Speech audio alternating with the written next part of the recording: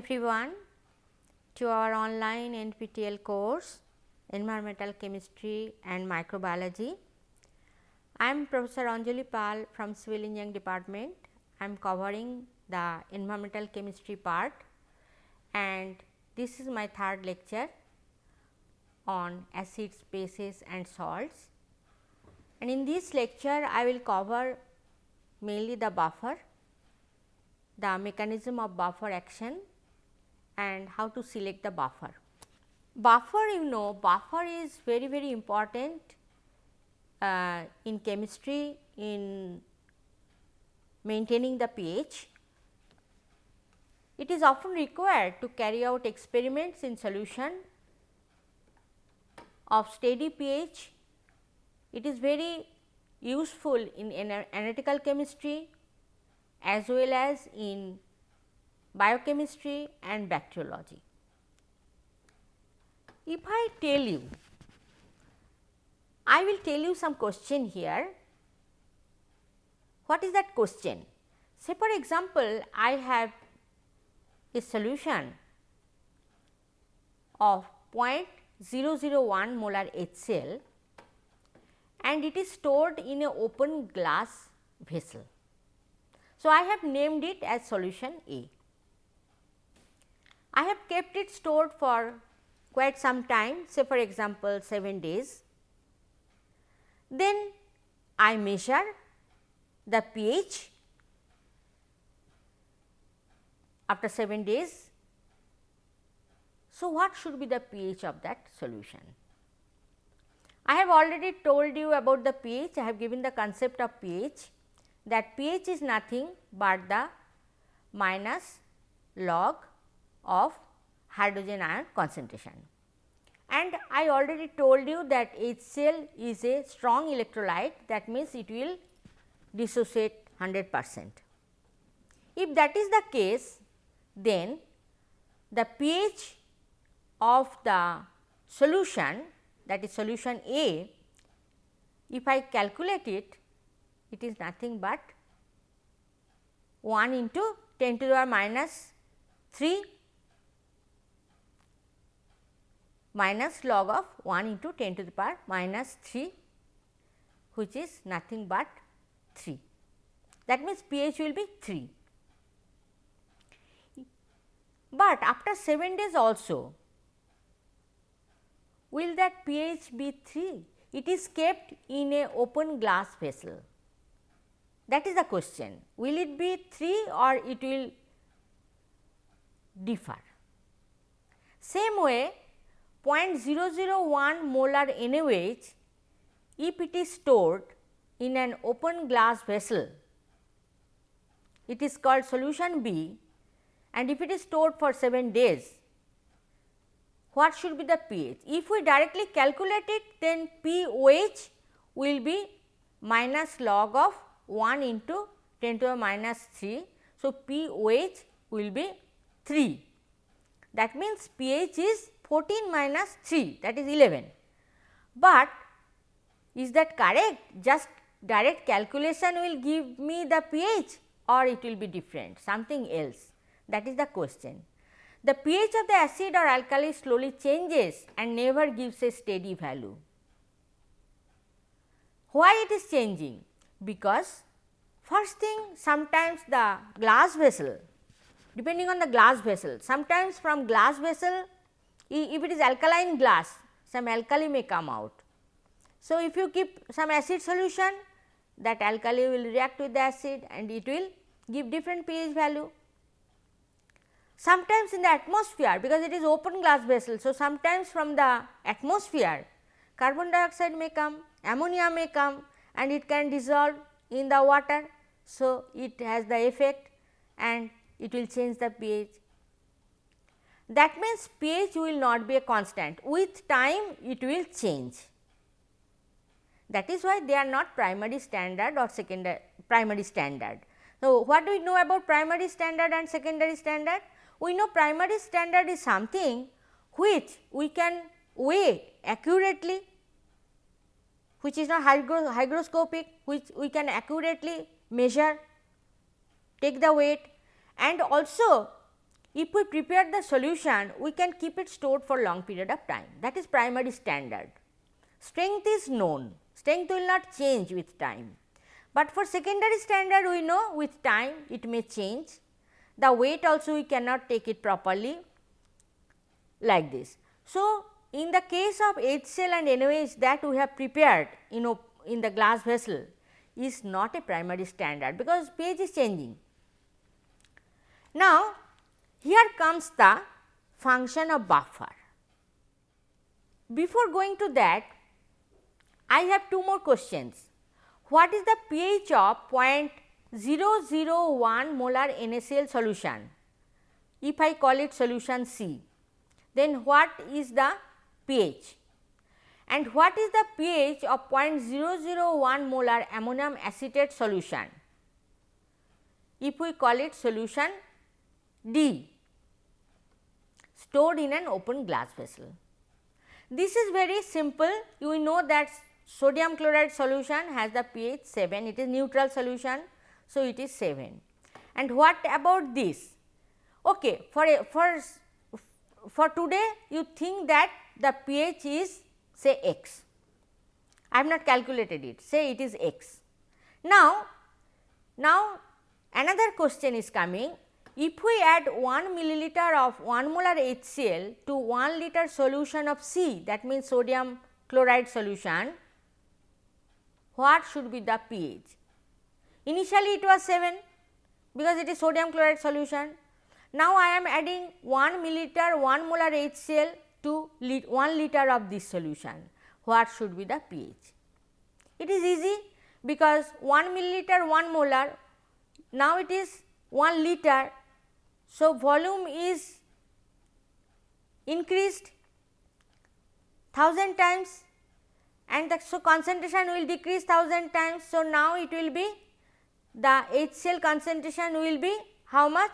It will be 10 to the power minus 3, that means pH will be 3.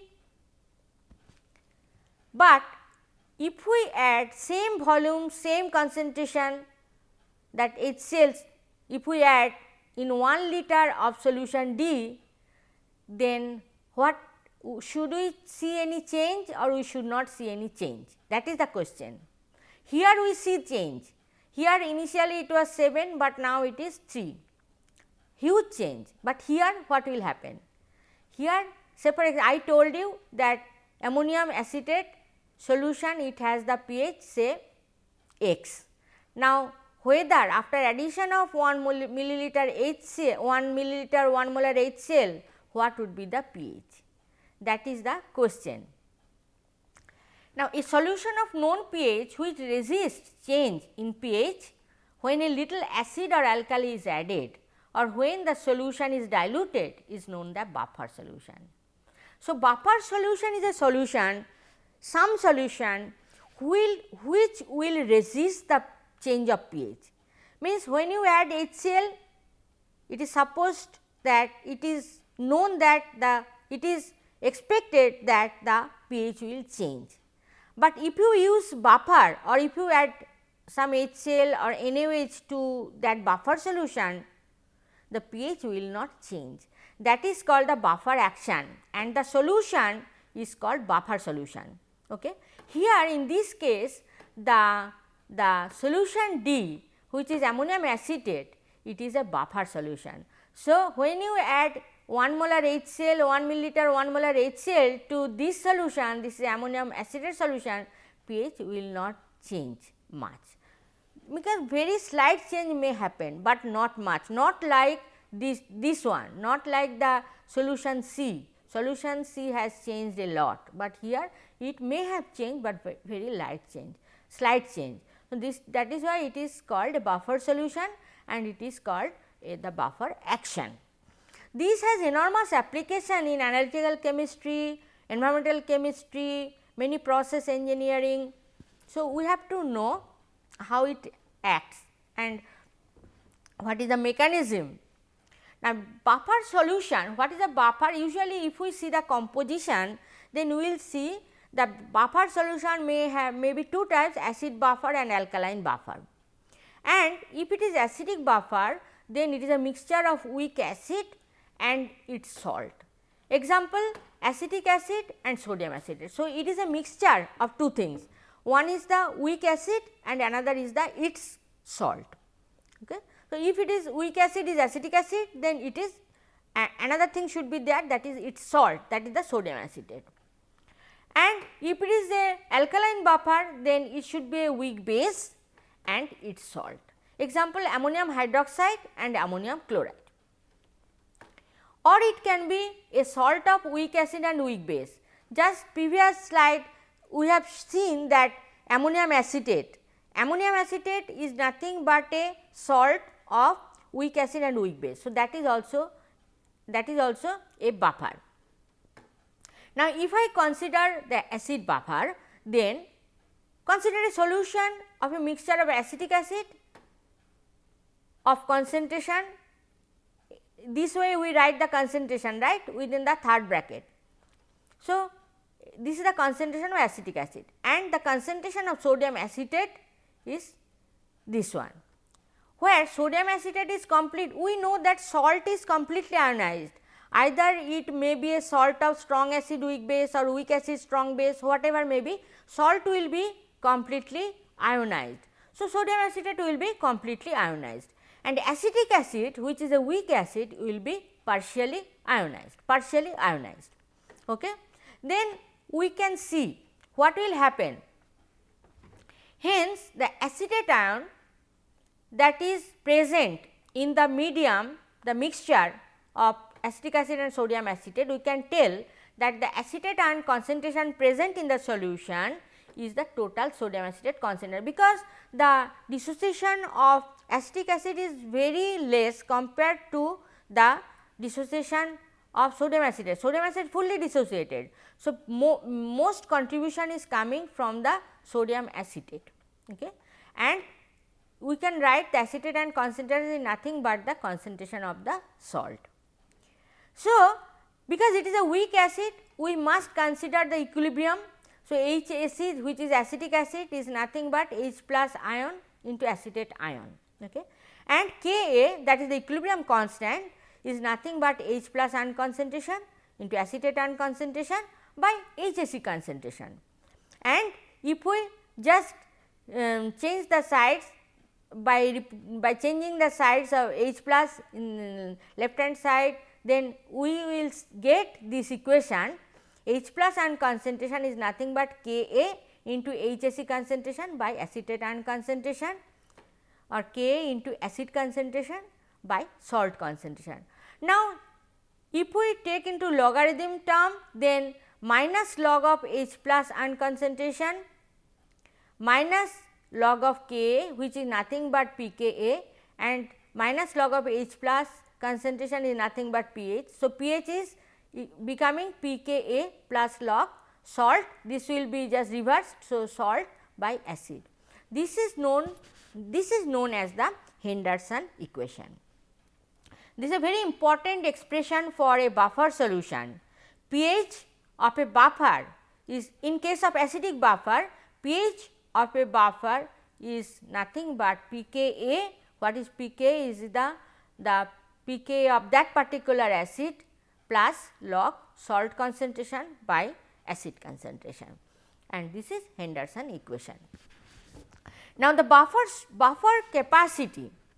So, I told you, if you remember, that buffer action will be remaining in some range. It is not the whole range of pH, it will not act in that way. Not only that, buffer only can resist the change when slight amount, little amount of acid or alkali is added.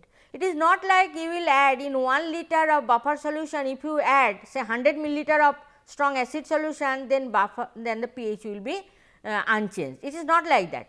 Small amount of acid or small amount of base, if you add to the buffer solution or to a solution which contains buffer, then the change of pH will be not there, means it will resist the change. Okay. This is very important. So, buffer capacity is very important. Buffer capacity is maintained for mixtures ranging what is the range? We have seen in the last slide that pH is equals to pKa plus log salt by acid. This proportion is very important. So, buffer capacity is maintained for mixtures ranging 10 salt is to 1 acid or 1 salt is to 10 acid. That means 10 is to 1 or 1 is to 10 for salt and acid, that ratio. That means pH is nothing but pKa plus minus 1, because log term is there. So, that is why it is coming plus minus 1. So, this is called buffer capacity. That means in that range of pH, say for example, acetic acid. If we think about acetic acid, we know, I already told you that for acetic acid pKa is 4.74. So, for example, so pH is equals to 4.74 plus minus 1.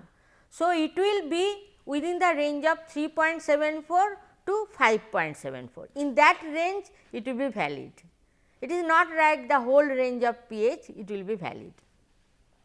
Now, why it is happening, how it is resisting the pH, that is also very interesting and important. So, mechanism of buffer action. I have already told you that in the acidic buffer what is there, acetate ion is there. So, when you add the H plus ion, it will immediately combine with acetate ion to form the undissociated HAC molecule. If you add little amount of alkali, then it will react with the HAC to form the acetate ion and water. In this way, the addition of H plus, of course small amount, or OH minus will be consumed in some way, and it will keep the pH of the medium almost constant. It is not exactly constant, it is almost constant, very small change you will observe. You will observe small change, not significant, small change you will observe. Similarly, for a buffer mixture, alkaline buffer, I have taken the simple example ammonia and ammonium chloride. For ammonia and ammonium chloride, it is an alkaline buffer. We can tell that ammonium hydroxide will be dissociated, it is weakly basic solution. So, it will be dissociated in ammonium ion and OH minus ion. So, we have to consider Kb in this case. Kb is equals to ammonium ion concentration by OH into OH minus ion concentration by ammonium hydroxide concentration. So, changing the slides, we will get this equation, and ammonium ion concentration is the total ammonium chloride, because the contribution of ammonium ion from the ammonium hydroxide very small compared to this one. That is why ammonium ion concentration is mostly from the salt. So, it is the salt concentration, and OH minus concentration here the same equation as we applied, similar, not same equation that we applied for an acid. In this case it is the in terms of Kb it will come, and in terms of POH it will come. So, POH equals to pKb plus log salt by base. This is also Henderson equation, and the mechanism will also be same way as it has been explained in case of acid. Okay. If you add acid H plus, then what will happen, and if you add OH minus slight amount or small concentration, small amount, then what will happen? This will be very similar to this one. Now, buffer solution, you know, buffer solution, the natural buffer in biological systems, you know, in body there is also some buffer. You know, in our body system also you see that many reactions are happening, enzymatic reactions are happening, they need controlled pH. In our system, in our body, the controlled pH is very much necessary, but here we are not, we do not have any ammonium chloride, ammonium hydroxide, or we do not have acetic acid and sodium acetate. In the biological system mostly it is carbonate buffer or phosphate buffer. We know that blood pH is 7.4 approximately. Now, one application of buffer solution, you have already those who are from chemistry background or who are from environmental engineering background, we all do the hardness determination, right. And in the hardness determination we always use a buffer. If you remember, what is that buffer? That buffer is the ammonium chloride, ammonium hydroxide buffer. And why it is used? It is used because we need to keep the pH in the range of 9 to 10, so that the reaction is complete. Okay. If the pH is not maintained, then the reaction will not be complete, and the determination of hardness, that is calcium ion concentration and magnesium ion concentration, that is multivalent cation concentration by EDTA. You know the determination, in the determination we use the EDTA solution, and in that titration, if the pH is not maintained in that range, then the reaction will not be complete. Now, how to design a buffer? This is a very important thing, how to design a buffer. To design a buffer, we have given one example here. To design a buffer, say I need a buffer solution, I need to keep the pH in this range. So, I need a buffer solution of pH 4.60. Now, there are so many buffers, we can choose different acids, we can choose different bases, we can choose different salts also. How we can decide which one we will use for our purpose? Okay. Now, if we see that if we are to design a buffer of pH 4.6, first we have to see which acid we will take, because it is acidic buffer we have seen, this is the below pH 7. So, it is acidic buffer. Now, pKa, because the pK values or K values of each acids, means the weak acids are enlisted, okay, at 25 degrees centigrade. So, we can easily find out. So, pKa of acetic acid we know 4.74 or 75, and then plus minus 1, the buffer capacity is plus minus 1. So, if we go plus 1 or minus 1 of this 4.75 value, then it will remain in this range, is not it? 4.6 will remain in this range. So, we can tell that this buffer is suitable for this one, for our purpose. Now, what will be the, so we know the pKa value, but what should be the salt, that ratio, that acid and salt ratio, okay, that we have to decide. Now, here you see the, if you remember the Henderson equation, then we will see that this is the term that we have to decide. Now, pKa minus pH is 4.75 minus 4.60, because we want a pH of 4.60. So, 4.75 is the pKa value minus 4.60 is equal to 0.15. So, this ratio should be 1.4, 1.4, okay, 1.4 log, this is the log term, na? If you remember the Henderson equation, then there it is the log concentration of salt by acid. This is this one. Now, what is the just ratio? Not here, log term is not there. Okay. So, concentration of acid by concentration of salt, this should be 1.4. To design a buffer of our purpose pH 4.60, the ratio will be 1.4. So, we can choose the ratio, we can choose the concentrations, but only thing the ratio should be 1.4. It may be, you see, we can do by choosing sodium acetate 1 and acetic acid, sodium acetate 0.1 and acetic acid 0.14, or you can choose 0.2 mole of sodium acetate and 0.28 mole of acetic acid. We can dissolve it in 1 liter. So, concentration will be like this, molar. Now, here you see the ratio is coming, here also the ratio is coming. So, you can choose either one, this combination or this combination, even you can try other combinations also. I think you have understood this part, because first you have to see that which buffer we have to take, which combination, and then we have to decide what is the concentration that we have to take for the salt and the acid. Thank you. Thank you for listening to today's lecture. I hope you have understood. Thank you.